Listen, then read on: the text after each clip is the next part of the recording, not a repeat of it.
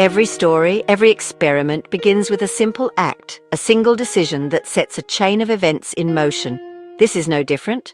It starts with a seemingly innocuous object, a glass jar, carefully rinsed, meticulously cleaned, and then casually left on a windowsill, catching the gentle rays of the sun.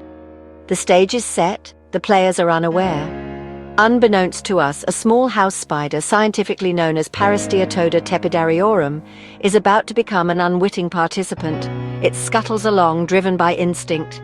The spider is actively seeking shelter, a safe haven from the unpredictable world outside. It's a primal urge, a drive for self-preservation. The jar, with its smooth, transparent walls, presents itself as a potential sanctuary. Little does the spider know, this seemingly inviting space will soon become its entire world, a microcosm of existence. The spider, driven by its inherent curiosity and the need for safety, crawls inside, exploring every nook and cranny. It's completely unaware of the implications, the silent drama that's about to unfold. Suddenly, a lid twists shut, sealing the entrance with a definitive click. The spider is now confined, isolated. The experiment, though simple in its setup, is profound in its implications. It begins now. Outside, life continues its vibrant course, oblivious to the miniature drama unfolding within the glass. The birds sing their cheerful melodies, a symphony of freedom. Leaves rustle in the gentle breeze, whispering secrets to the wind. And the sun, the great celestial clock, arcs slowly overhead, marking the passage of time. But for the spider, trapped within its glass prison, the universe has shrunk dramatically, confined to the limited space of a fist-sized world. Its 8 eyes, adapted for a world of sprawling webs and hidden corners, now perceive a distorted, curved reality, a warped reflection of the world it once knew. There is no breeze to carry the scent of prey, no familiar vibrations to signal danger, only silence, an unnerving stillness, and the constant, inescapable presence of the glass walls. The spider is now a castaway, marooned on a crystal island, its survival suddenly thrown into question, its future uncertain. It instinctively tests the glass, climbing with desperate urgency, only to find itself slipping, its tiny claws unable to gain purchase. It continues searching, driven by an innate desire for escape, for a return to the familiar. But there are no familiar textures, no cracks or crevices to exploit, no hidden exits, just the smooth, cold, unforgiving finality of the glass. After hours of frantic exploration, of relentless searching, exhaustion begins to set in, and frantic movement slowly gives way to a weary stillness.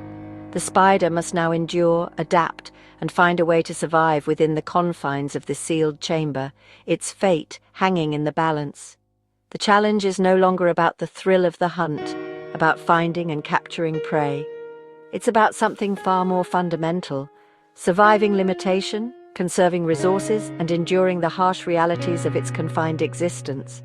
The great silent test of endurance, of adaptation, and of the will to survive has begun.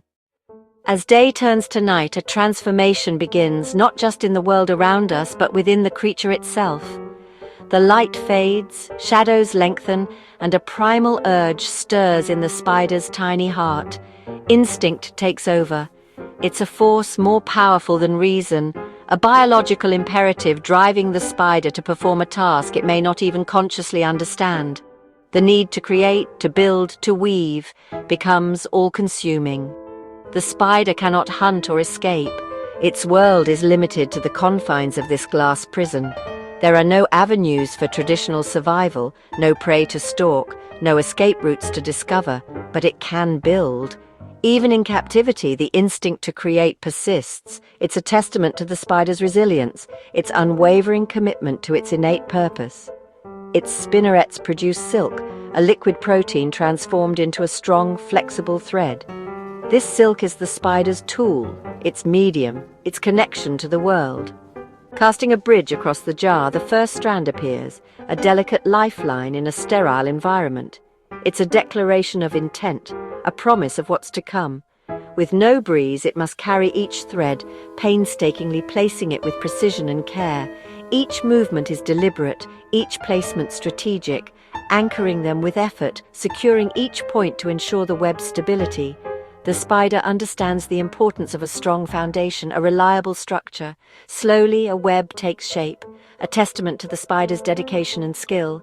The intricate pattern emerges, a complex tapestry woven with patience and precision, a messy, functional tangle, perhaps not perfect but undeniably effective. It's a web born of necessity, designed for survival in an artificial world. This is hope spun from silk, a fragile structure built on instinct and determination. It represents the spider's unwavering belief in the possibility of sustenance, even in the face of isolation, a ritual encoded in its DNA, passed down through generations of spiders. It's a language spoken in silk, a story woven into the very fabric of its being. The web is more than a trap. It's an extension of the spider itself, a part of its very being. It's an extension of the spider's senses, a network of nerves that allows it to perceive the slightest vibrations. The spider waits, patiently poised at the center of its creation. Poised for vibrations that never come, the web remains undisturbed, a silent testament to the spider's unwavering hope. Hours pass, each one marked by the spider's unwavering vigilance. Then a day, and still the web remains untouched, a silent promise unfulfilled. The web remains still, a delicate structure suspended in time. No prey arrives, breaking the silence. The silence of the jar is mirrored by the silence of the web, a double dose of emptiness. The spider has fulfilled its instinct, completing the task it was born to do, but the stage remains empty, devoid of the life it was meant to capture. The first day closes with the unsettling realization, a chilling understanding dawns. This world may be utterly empty, a desolate landscape where instinct is not enough. Days pass, each one a repetition of the last. The relentless cycle of sunrise and sunset offers no respite, no change in the spider's confined world. Time stretches, becoming a heavy, almost tangible presence within the glass walls. The spider becomes a patient sentinel in its glass tower, a silent observer of a world it can no longer touch. It waits, an embodiment of stillness, its 8 eyes fixed, unblinking on the empty space before it. Hope, perhaps, flickers faintly within its tiny brain. Outside, life teems. Flies buzz just beyond reach, a cruel symphony of abundance. The air vibrates with the promise of sustenance, a constant reminder of what is lost. The spider can almost taste the sweet nectar of life, yet it remains forever out of grasp. The spider senses movement, the subtle dance of life unfolding beyond the glass, but the barrier is absolute, an invisible wall separating desire from fulfillment. It is a prisoner in its own kingdom, a monarch without subjects. Hunger forces a shift, a primal imperative takes hold. Spiders are masters of endurance, able to fast for weeks, even months, slowing their metabolism to a near standstill to survive periods of scarcity. It's a biological adaptation honed over millennia, a testament to their resilience. The spider moves rarely, each step a calculated expenditure of precious energy, conserving every last drop of vitality. Movement becomes a luxury, a privilege it can no longer afford, waiting for a miracle that cannot come, a rescue that will never arrive. The spider is alone in its silent vigil, a tiny speck of life against the vast indifference of the universe. The web, once pristine and meticulously crafted, gathers dust, a fine layer of neglect that dulls its silken sheen, losing tension and purpose with each passing day. It becomes a ghost of its former self, a faded tapestry of lost hope. The spider plucks at a strand, a desperate attempt to elicit a response. Always the same answer, nothing, only the faint tremor of the empty web, a hollow echo in the silent chamber. It begins to metabolize its own reserves, a desperate act of self-cannibalization, abdomen shrinking over time, a visible testament to the slow, agonizing process of starvation. The creature is consuming itself to stay alive, a macabre dance of survival against impossible odds. This is survival in a closed system, a microcosm of a world where resources are finite. When nothing comes in, life turns inward, feeding on itself in a desperate attempt to perpetuate existence. The web becomes a relic, a forgotten monument, a monument to a purpose unfulfilled, a testament to the futility of hope in the face of insurmountable odds. The spider endures, clinging to life with a tenacity that defies logic, feeding on its own past abundance, a living ghost in its own web. The reality is stark, a brutal equation of input and output, of life and death. In isolation, survival means sacrifice, a constant negotiation between the will to live and the inevitable depletion of resources. Starvation is not the only threat. The air itself is running out. The jar holds a finite volume of oxygen slowly consumed with every breath. The spider's book lungs work efficiently, but the supply dwindles. Carbon dioxide rises, turning the air toxic. The spider is caught in a feedback loop. Living contaminates its own environment. Movements slow, further hypoxia setting in. The spider is not just starving, but suffocating. The clear air hides a growing crisis. This sealed world is a lesson in ecosystem dynamics. No life is independent of its environment. When the flow of resources stops, the system fails. The spider, once self-sufficient, is bound by the same laws as all life. The jar becomes a miniature model of planetary distress. By week 4, the spider is nearly motionless. It hangs in its web, conserving every possible calorie. This stillness is a strategy, not surrender. Every movement costs energy it cannot replace. The spider's heart and respiration slow to a crawl. All non-essential functions are suspended, a life on pause. In the wild, this would outlast winter or drought. Here, it only delays the inevitable. Occasionally, a vibration provokes a minimal response, a twitch, a tense body. The drive to escape is gone, only endurance remains. The spider's world has shrunk to its own body, a silent battle within. The web sags, condensation forms, the environment decays. Yet the spider clings to life, a testament to adaptation. For now, patience wins over desperation. By week 5, the web is a ruin, sagging, dusty, its geometry lost. No longer a trap, it's just a fragile hammock for the spider. The spider huddles in the center, seeking comfort in what it built.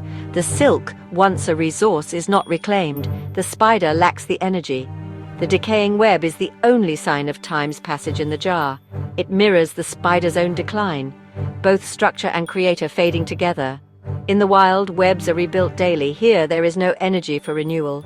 The static, decaying web is a sign of a halted system. The cycle of creation and renewal has stopped. Only the slow process of decay remains. 50 days in, the spider is a shadow. Abdomen shrunken, movements feeble. Oxygen is nearly gone, carbon dioxide high. The spider is at its limit. In its final days, it may abandon the web, searching for moisture or relief. Instincts break down. Only the most basic impulses remain. Life and death blur. A tap on the jar elicits only a faint twitch. The spider's journey from hunter to survivor ends here. Its body and environment are spent. On the 50th day, there is only stillness. The web hangs above, a silent testament to hope. The experiment ends. The spider has not survived. Yet, its struggle reveals the tenacity and efficiency of life. The jar is now a monument to a remarkable struggle. The spider's story ends, but the questions remain. We've witnessed the decline of a single organism, isolated from the web of life. This small experiment is a powerful allegory for larger ecological truths. It shows the limits of adaptation and the consequences of severing life from its environment. The spider's demise was not weakness, but the result of absolute isolation. The jar is a metaphor for our planet, a closed system, finite and fragile. The spider's struggle reminds us of our own dependence on a healthy environment. How long can our own systems endure? The silent jar asks. Are we paying attention to the walls of our own glass prison?